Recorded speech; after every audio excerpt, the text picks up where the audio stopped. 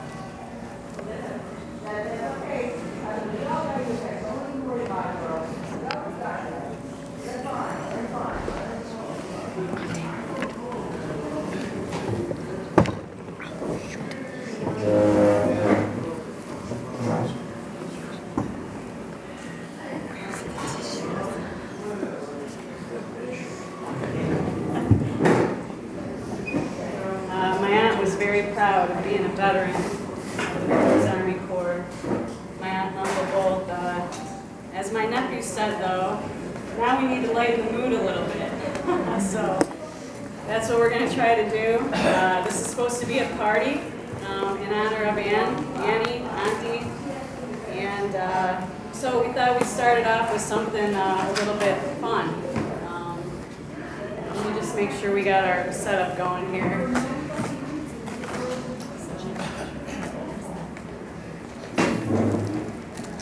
Well, we can do this part anyway, so thanks everybody for being here on behalf of the family. This morning we just came up with a quick list of things that we call, actually we couldn't figure out what to call them, so we called them, first one, Annieisms, Annie's Arsenal, or Altitude by Annie. Altitude. Yeah. So feel free to jump in, by the way, if anyone's got a shout Auntie. The first one I said is, she's got moxie. Collected strays, human or animal. Clothes stealer. She loved the color blue. Rockford College clothes. I got a few of those in my closet. Fish leg. This one's pretty interesting. Short. Speak up. Short. Shorts. My sister Jackie pointed out she had a great laugh. Garrett D. Jones, molasses cookies. Sandals with socks. Annie from the radio, as she was often known around town. Army. The Army. All right, feel free, Terry, you had one. You're grounded.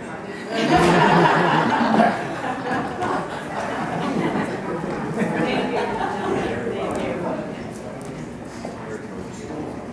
Any other shout outs? Oh, did we forget one? Okay, all right, thanks guys. What were you gonna say?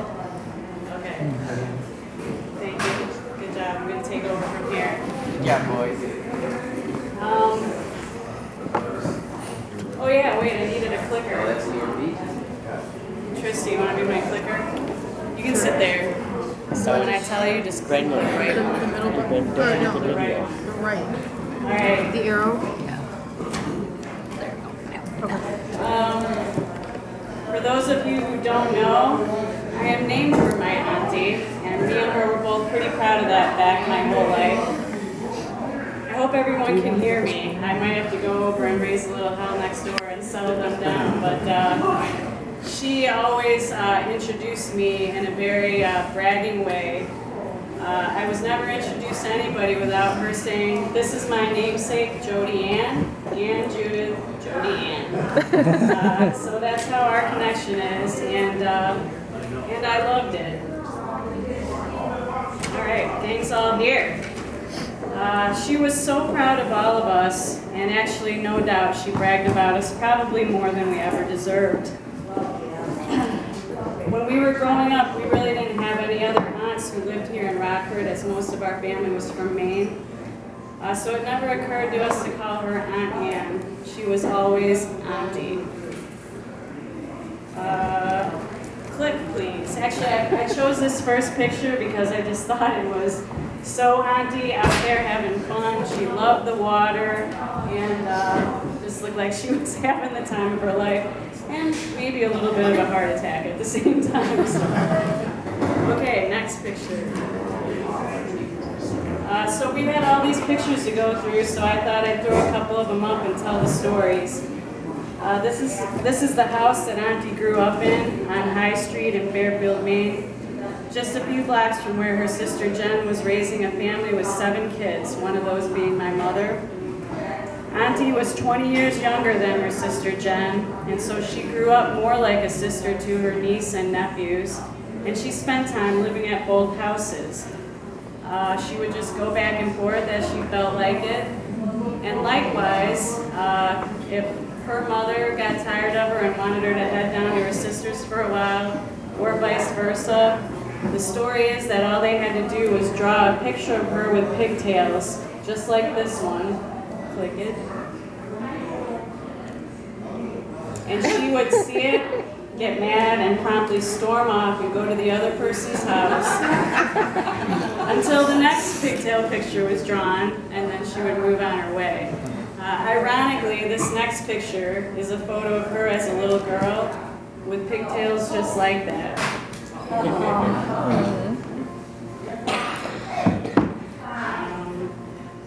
So Auntie was a strong and independent, and she lived life on her own terms. She wanted to be a stewardess, but at a whopping 5 feet, she wasn't tall enough to reach the overhead bins. So she decided to join the Army. She needed a signed waiver from her mother because she wasn't old enough, and she asked her mom for it, and her mother promptly said, "No, I won't sign it." To which Auntie said, "If you don't, I will forge your signature and I will join anyway." So her mother signed, and she enlisted, and she was off to the Army. This is a photo of her and my mom the night before she left for basic training. I don't know why, but Mom said that she made them go upstairs and put on their tights and do this little routine. Just a few months into her Army service, she met her true love, my Unc, sitting right here up front. She called home to tell her mom she was getting married, and her mother said, "Don't do it." Well, I guess we are all glad she did, as we recently celebrated their 60th wedding anniversary.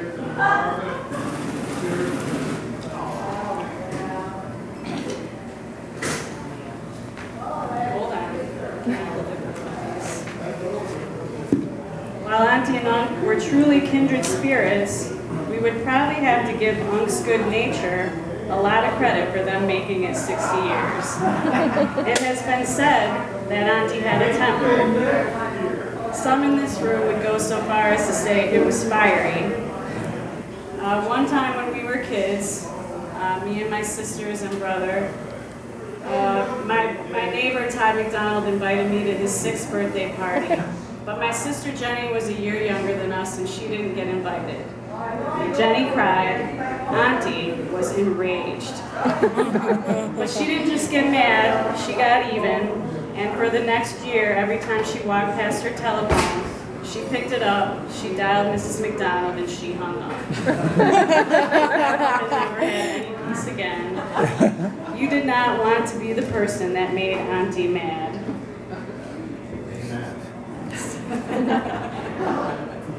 You also did not want to be the person to loan Auntie any clothes.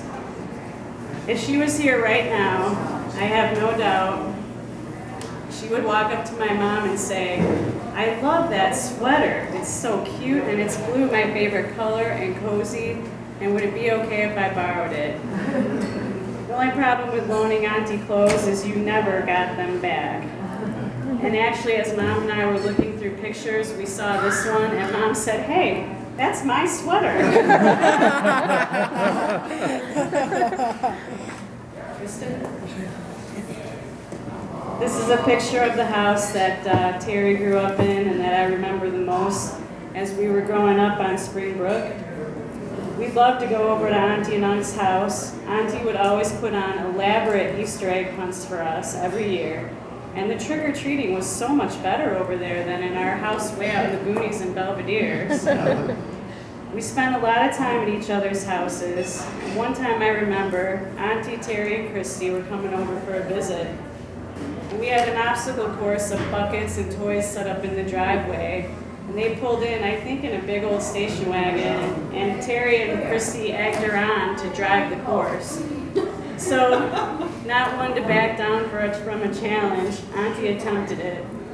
3 broken bozo buckets and a smashed big wheel later, she was so mad that she backed up and went home and never even came inside. Mom was really mad at us for that one.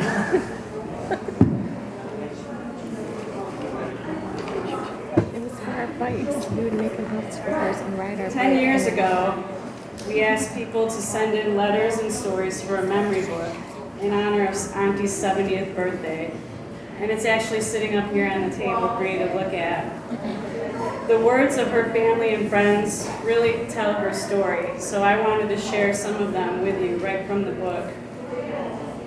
Terry said, "You are the glue that holds us together. I am and always will be your little boy."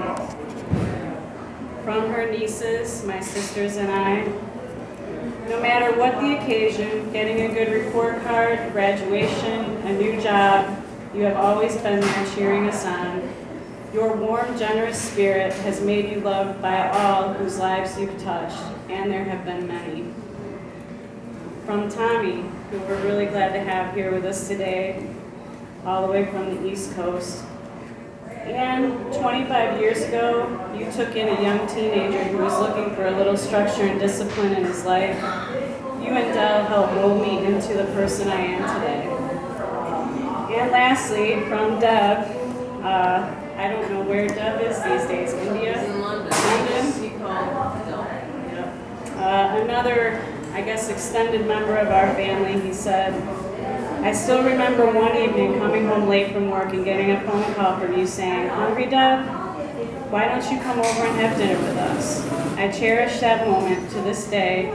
Thanks to you, I learned the meaning of family love. And with that said, I will leave you with this final scene.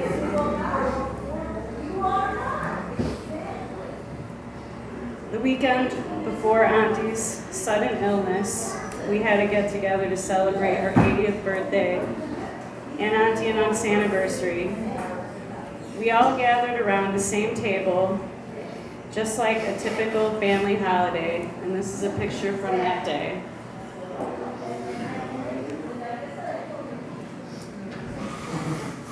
We eagerly listened to Auntie and Unc tell the stories of how they met and their lives together. And we smiled and we laughed, and it was perfect. It was exactly how Auntie wanted us to celebrate her life today. So please, everyone, raise a glass and toast in honor of my Auntie. We miss you. Cheers.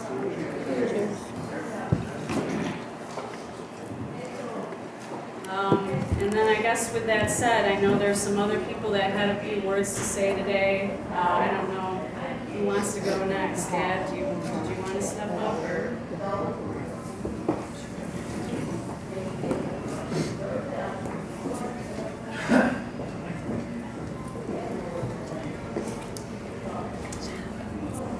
Well, that's a tough act to follow.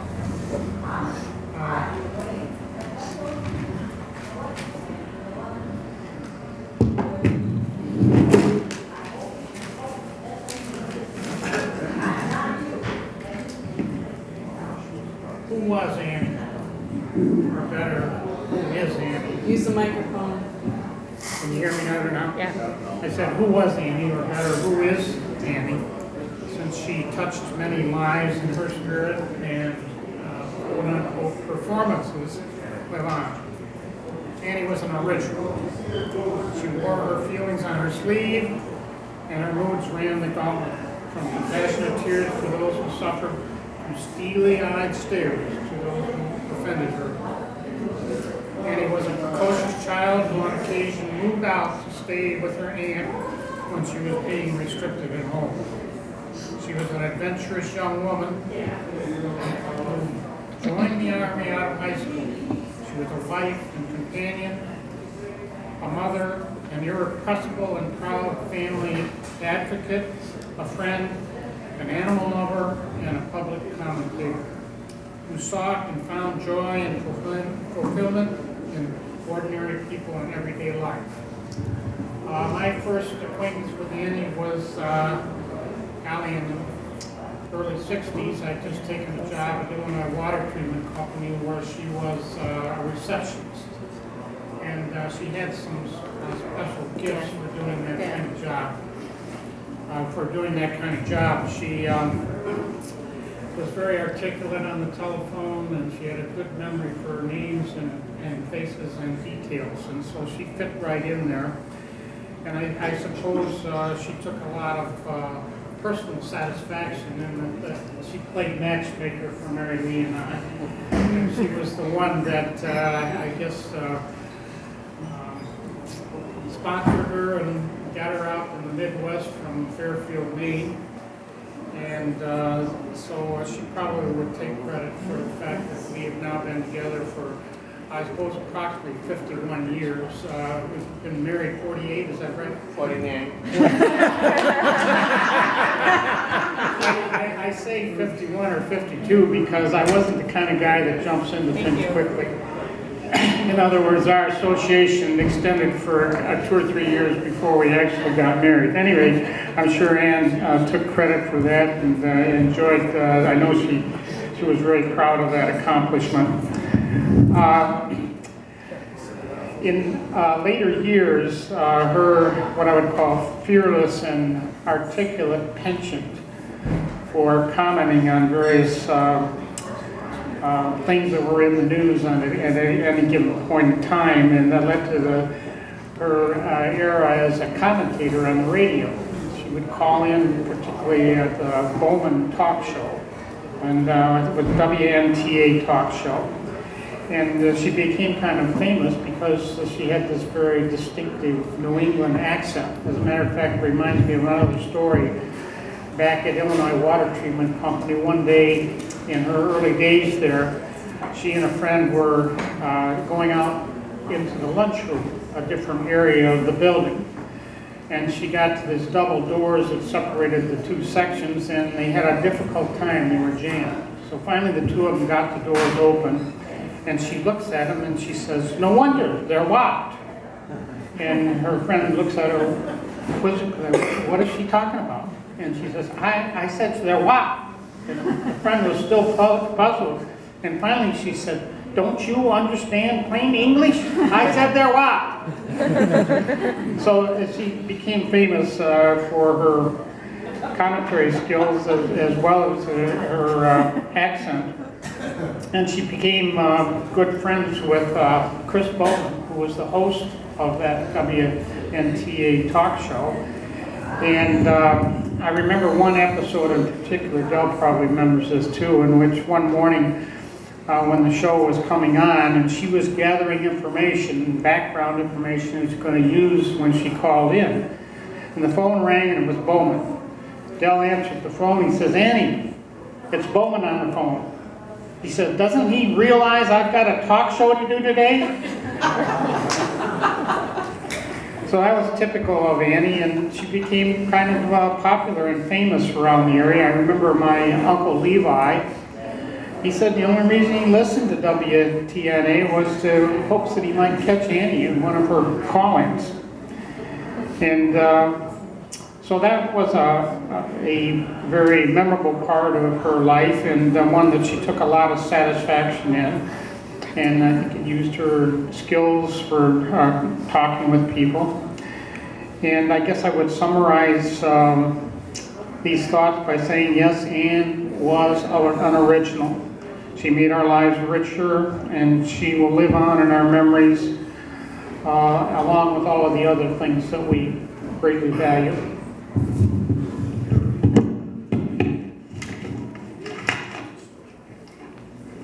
Tom, Terry?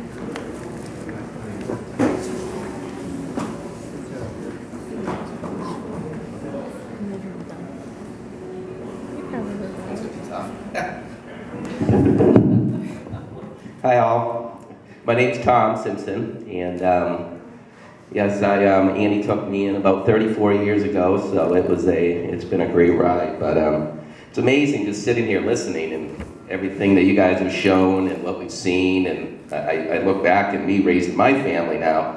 It's a lot of the stuff I do and never really realized where it came from, but I think there is, being that person who's not afraid to do what they want and not afraid who you piss off while you're doing it. But I just want to share, I took some notes, or I made some notes last night when we were drinking tequila, and they asked me to speak, so it may sound better yesterday than it did today, but where I'm at today, I You're good. Hello? Oh. Yes. They can hear you in Peoria. I probably don't need I've never been told that I was quiet, so very loud personality. I'm sure that also came from Ann. But today I look at my life and everything that's happened. I do, and I can say this with a true heart, that I do owe to Ann and Dell, and I think Chris can also appreciate this, knowing that her godchild and how she raised and what she's doing with her family. But something that Ann has done, and I'm realizing this now, is she's instilled the family values that I hold true today. She taught me love, she taught me values, she taught me stability, which, I was only there 5 years, and of course kept in not as much communication over the last few years, but those all came to me, and it's so fantastic because, especially the love part, I was able to meet my wife that I thought, when I was younger, I'd probably never get married and raise a family or whatever it might be, but I just had my 27th wedding anniversary, 2 wonderful children, and again, I think it's because of what we had, and those opportunities throughout the years. And it's very, very ironic, actually, because in a group last night we talked about this, having 2 mothers. I do have a mom, and she's a little psychotic, I could say. She lives in right now in Lake Tahoe. She lives in the mountains, and I haven't talked to her probably 10 years. They also say I'm not the best communicator sometimes when it's about feelings, so it's not intentional, it's just, I guess, you get busy with life. But to have two mothers and have one mother, and I look at my mom and the value she gave me. Well, one thing she did for me was she taught me exactly what you don't want to do when you raise a family. And, and I tell that story. I tell it, I do some public speaking in my job, and I always try to share a little bit about that, is how you can have two people in your lives, and how one person can be so far to the left, and one person can be so far to the right. Well, Ann, she kept me going. She's the one who actually taught me in how to do and what you have to do when you raise a family. The importance of staying true to my belief. She always puts somebody else before herself. I've been a Rotary member now for 26 years, and I follow the same motto now: service above self. And that's one of the things I never really understood why, again, maybe I'm doing this and why I would care about anybody else before myself. But the same thing, she was able to instill that service above self that I can go out now and share with the communities. And for a lot of people who may not know me, the first 16 years of my life were pretty crazy. I lived like a gypsy, a pirate. I had no rules. Chris and I traveled the country in vans, and the things that they did to us back then, if we did to our kids today, we'd be sitting in a penitentiary. It's like, we used to work state fairs across the country. At the age of 12, my mom decided I'd be better off with a bunch of Indians who had running a trinket shop and thought it would be okay to send me off to who knows where for months and months without any idea what might be happening to me. So it was unbelievable. One week we'd be in a mansion, on a lake. The next week we'd be sitting in a Roach motel eating Cornish hen for Christmas dinner, or we might be in a tent. It was crazy. My real mother was running from town to town, running from bill collectors, writing bad checks. I'm telling you, I had a great opportunity to become a great, great criminal. But I decided the other way, that I'd become a business owner. And it was amazing. It's, of course, school to school. I went to, 9 or 12 different middle to high schools throughout my career. They said somewhere in between all that I must have missed a little bit of schooling, so I was able to graduate early, but it was amazing. And, I look back now, as I just said, I'm surprised I wasn't dead or in jail, and I was no angel. And pretty much a punk kid with a lot of unharnessed motivation, a lot of unharnessed heart and passion. And it's amazing because, again, Ann and Dell were able to bring that heart and that passion. And,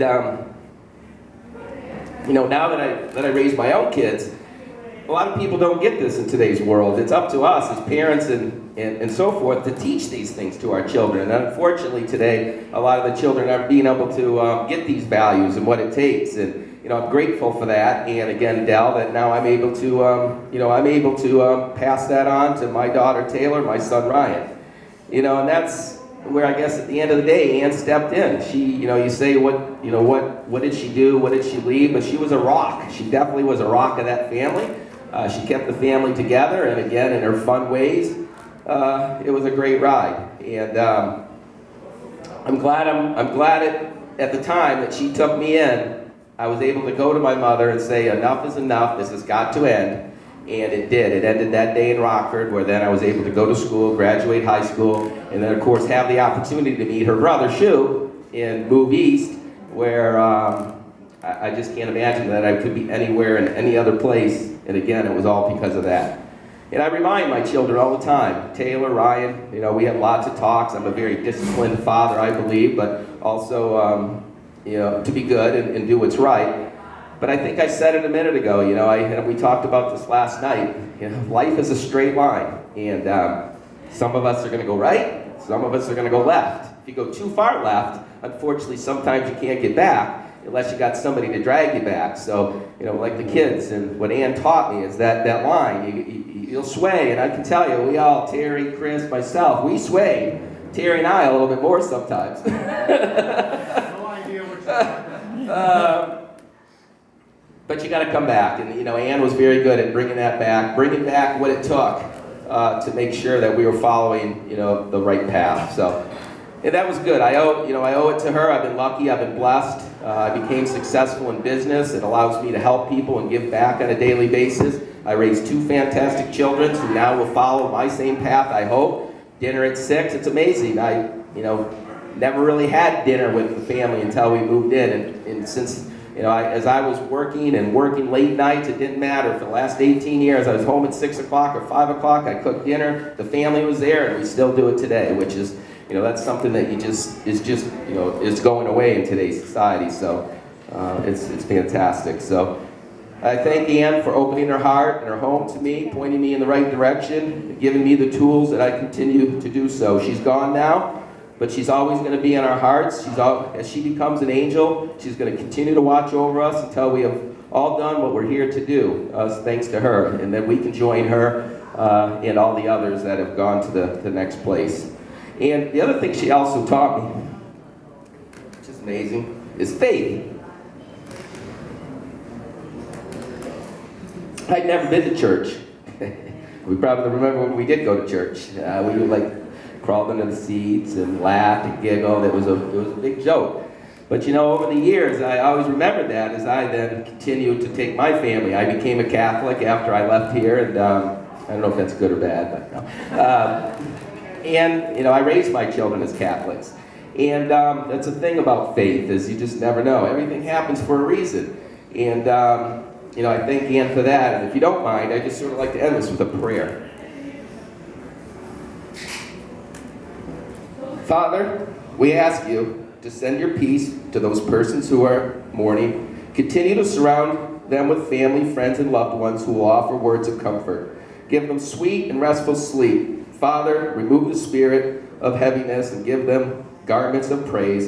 In due time, bless their lives to overflow with laughter and joy again as they take refuge in you. Please help them to put their trust in you, Holy Spirit. We ask that you settle the hearts and the minds of those who are feeling any guilt, resentment, bitterness, or anger. Help them not to look back, but help them to press forward. Amen.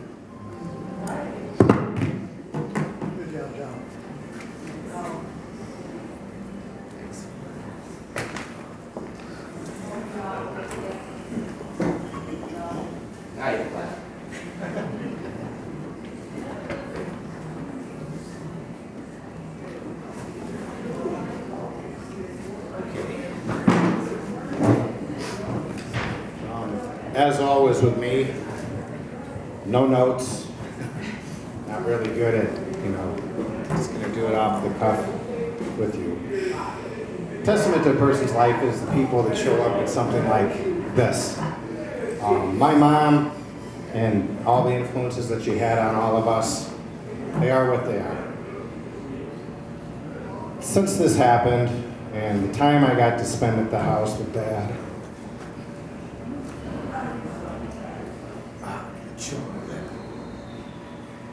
my mom and Karen pointed out, and my father were the coolest parents on the planet, bar none. Life at Springbrook Avenue was like being on a really cool movie set. 6 o'clock in the morning, my father would head off to Greenlee.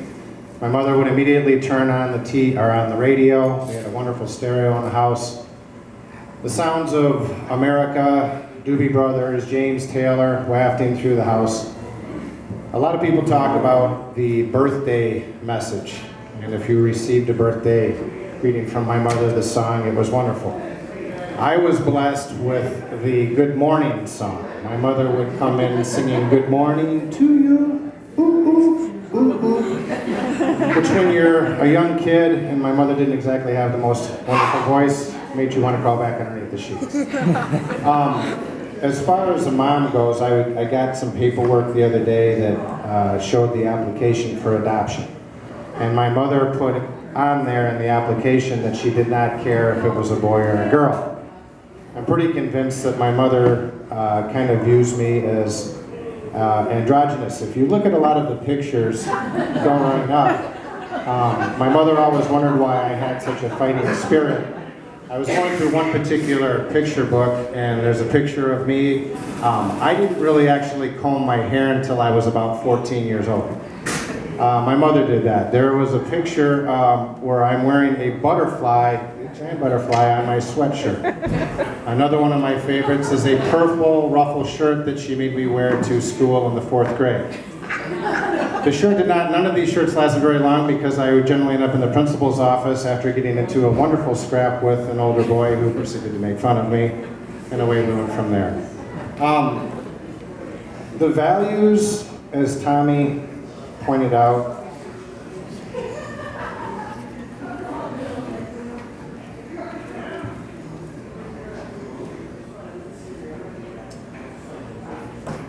our house was, there was so much love that came from my mom and dad, in particular my mom. Everybody was a child or a stray to my mother. If you came in the door, you were part of the family. It was just the way we lived our life. The influence that she has had on all of us is extraordinary. She was just the coolest person ever. I miss her terribly. The last week of coming down, and for any of you, hospice, and I'm so thankful for hospice. Jody and I had the opportunity on Saturday evening before she passed. I just finally had enough, and I knew she had enough too. You get tired of sitting around and being morose. So I grabbed a hold of my computer and I put on Shaft by Isaac Hayes, which was her favorite song. And immediately she started tapping her hand and moving her head. So then we proceeded to play a bunch of music together and have a wonderful evening. And it was a lot of fun, which is a testament to how cool she was. It wasn't like we were, sitting around playing a bunch of bad music. The next morning we got up and it was a magical morning to be there with her right at the outset. The sun was shining in and I proceeded to get back into the music, and away we went with that. When you look at a person's life, and when I look at my mother's life, and all of these pictures and everything that transpired to it, she got to spend 80 years on this planet with us. She got to her 60th wedding anniversary. She got to be home with Dad and I. She had a perfect life. And I miss her terribly, I always will. But she had a great life.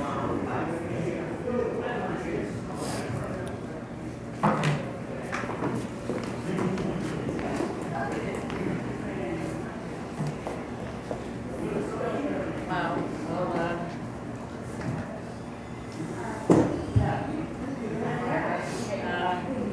As everyone can see, we've got quite a void to fill here. I don't know. You guys hear me? Yeah. Thank you, everybody, so much for being here today. You can bear with us for a few more minutes. We've got a few pictures to show you.